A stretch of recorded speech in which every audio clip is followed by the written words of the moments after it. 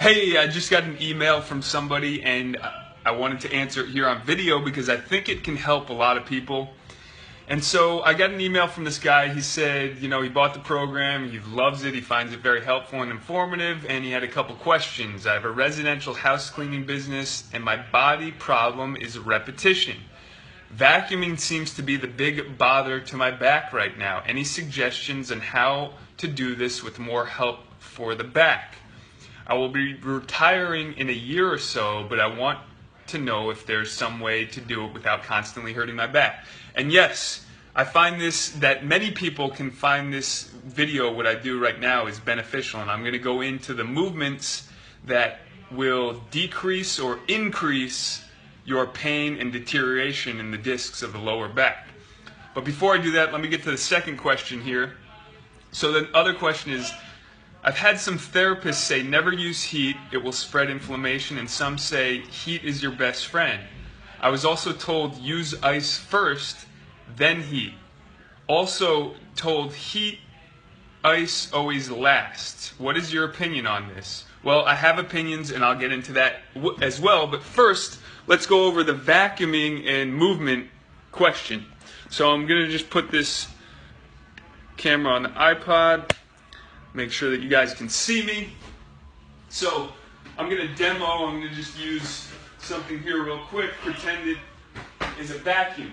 Now, one of the number one reasons for creating pain and trauma in the disc is one, first having compression on the discs, and then going twisting and turning. So with vacuuming, you might see that people will turn and they're twisting, and right? So a way to prevent pain while vacuuming is going to be constantly just turn with the direction that you're in.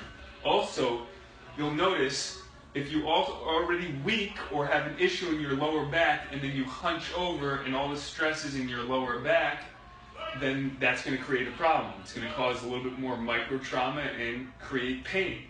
Now, the other option, which might look weird, is to hip hinge. And this is the number one reason that we find a lot of people have back pain, is because they don't know how to hip hinge. Hip hinge is moving from the hips forward and backwards. If you can't do that, guess where you're moving from? You're moving from your lower back. And every time you move from your lower back, you're putting stress on the lower back. That is meant to be for the hips. So I'll show you really quick. You're pushing the butt back. Now my back's straight. I'm using the support, right? So this is a long lever. My spine is a long lever. This is the fulcrum and the hips. And so I'm supporting this area with the muscles along my back. If these are weak, I'm going to have a hard time supporting it, right? And then now I'm putting stress on my back. Now, this position and then twisting is going to be very bad for the back.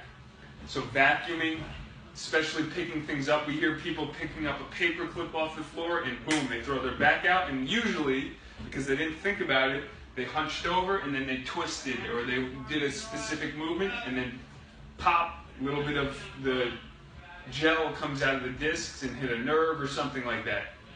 So that's one of the things, is to focus on hip hinging and then obviously strengthening the core and the back, which is what our back program is designed for, is getting that area stronger, and then also loosening up the hips so you can do this movement.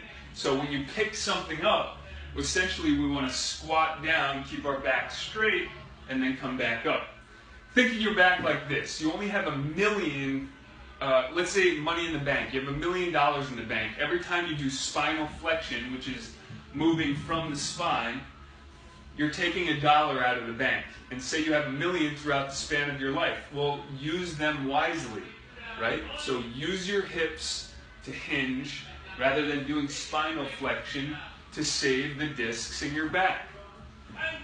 Now, on to the next question.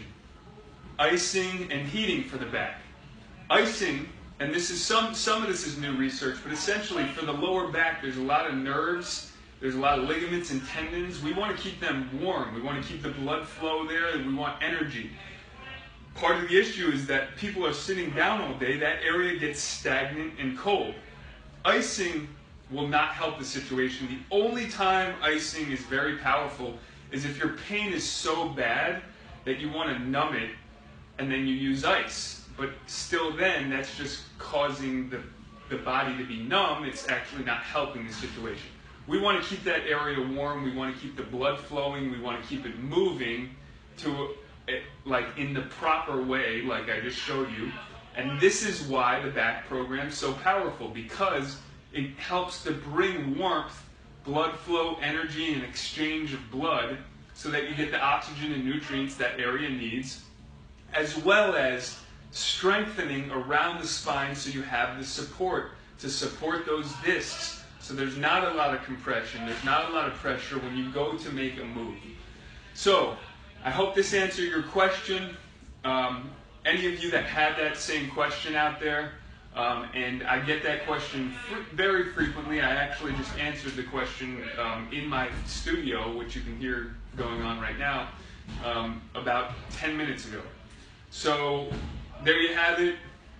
I hope that helps. Have a good day.